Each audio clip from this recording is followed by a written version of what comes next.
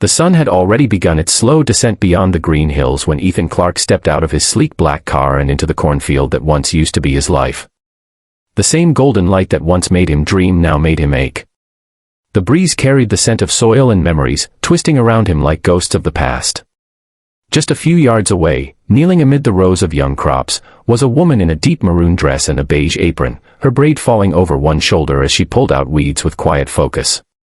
Time seemed to slow as he realized, after all these years, she still worked the same field with the same care. Her name was Mira, and 5 years ago, she had been his wife. If you believe in kindness, second chances, and the quiet power of love that never dies, please take a moment to like, comment, share, and subscribe to Kindness Corner, because what happens next will remind you that some hearts never stop hoping, no matter how much time passes. Ethan had been gone for half a decade, 5 long years of building an empire of glass towers, conference rooms, and endless zeros in his bank account. He had everything money could buy, luxury, respect, and silence. But he had lost the one thing that could never be bought, peace. Every morning, as he stared at his reflection in the marble walls of his penthouse, he saw the emptiness growing deeper behind his eyes. The day he signed the divorce papers, Mira had said only one thing: "You're chasing the world, Ethan. But I hope someday you realize what you're leaving behind." At the time, he didn't. He thought love was something that could wait, something that would stay behind quietly while he climbed his way to success. But love doesn't wait forever, it either grows with you or dies in the silence you leave it in. Myra's life after the divorce was nothing like his. She stayed behind in the little farmhouse they once dreamed of expanding, working from dawn till dusk to keep it alive. She had no company but the rustle of corn, the whispers of rain, and her own strength. Life was never easy, but she had found dignity in struggle. The neighbors often saw her walking barefoot in the fields at sunrise, her maroon dress soaked with dew, her hands scarred from labor, but her eyes still calm, like someone who had made peace with pain. When Ethan stepped closer, the crunch of dry grass made her glance up. For a brief moment, neither of them moved. Her hands froze in the soil, her lips parting slightly in disbelief. He looked older now, his hair trimmed and neat, his white shirt spotless, but his eyes were tired, soft with guilt. She stood slowly, brushing dirt off her apron, unsure if this was real or just another cruel trick of memory. 5 years of silence, and now, he was standing there like a ghost returning from a dream. He didn't speak immediately. Instead, he reached into his car and pulled out a small wooden box, worn at the edges as if it had been held many times. He walked toward her, each step heavy, each breath careful, as if afraid to shatter the fragile air between them. When he finally stood before her, the weight of all those lost years hung in the space between their eyes. He opened the box, and inside, wrapped in velvet, was a bundle of papers tied with an old ribbon and a single silver key resting on top. Mira stared, her brows knitting in confusion. He finally spoke, his voice low and trembling.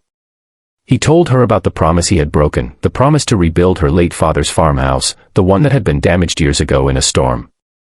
The project he had once abandoned for a business trip that seemed more important. But now, that farmhouse stood again, restored, furnished, and surrounded by the same trees she once planted with her father as a child. The key was hers. And the papers were proof that he had transferred its ownership solely to her, with no strings attached. For a long time, she said nothing. Her eyes shimmered, the tears threatening to spill as she looked at the box, then at him. Memories flooded her, their laughter echoing in those fields, their dreams written on napkins, the mornings they used to share coffee before he disappeared into his ambition.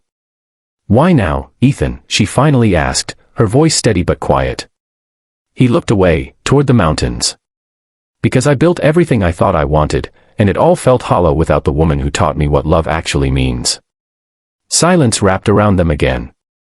Only the whisper of wind through the corn broke it, bending the stalks gently like the rhythm of old forgiveness. Ethan took a step back, unsure if she would let him stay. He didn't expect her to.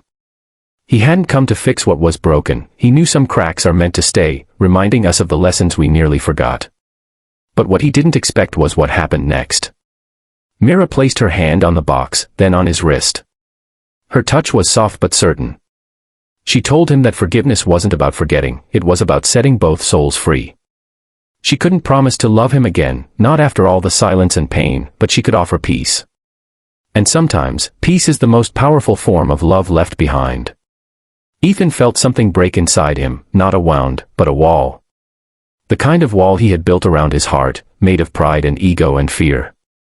As she turned back to her plants, he noticed her hands trembling slightly, the tears she refused to wipe away glinting in the sunlight. It wasn't rejection, it was release. He realized that the gift he had brought her wasn't just the farmhouse. It was the apology he had never been brave enough to give. As he walked back toward his car, the golden hour wrapped the world in light. He turned one last time and saw her kneeling again among the green shoots, her braid glinting like a thread of hope, her straw hat beside her, untouched. For the first time in years, he smiled, not the smile of a millionaire, but of a man who had finally found what he was truly searching for. Sometimes, the most valuable thing you can give someone isn't money, or gifts, or grand gestures, it's the courage to show up, to face what you broke, and to give back what you took for granted. Ethan didn't drive away with victory, he drove away lighter, his soul finally unclenched, knowing that some stories don't end in love, they end in understanding. And that is its own kind of miracle. If this story touched your heart, please take a moment to like, share, and subscribe to Kindness Corner. Your support helps us bring more real, emotional, and inspiring stories to life, stories that remind us of the beauty in forgiveness and the strength in kindness. Before we end, tell us in the comments, do you believe people deserve a second chance if they truly change? Because sometimes, the heart that broke you might just be the one that teaches you what love was always meant to be.